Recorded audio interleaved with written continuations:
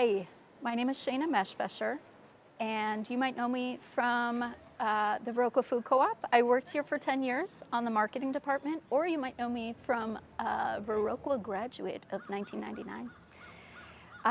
It would be an honor to serve on the Viroqua Food Co-op board. I'm really looking forward to this opportunity because this is a really special place.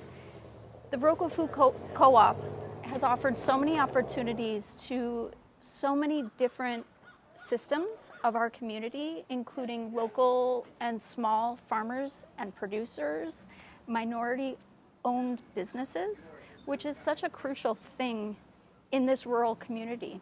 It's fascinating to see how many times our dollars get returned to local community.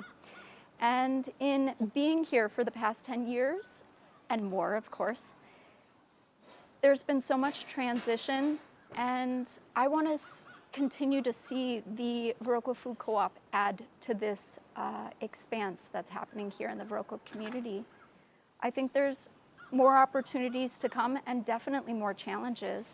And my time here in the Viroqua community has offered me opportunities to face a lot of those challenges.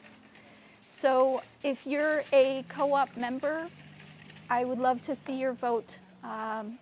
Voting starts on September 5th. Thank you.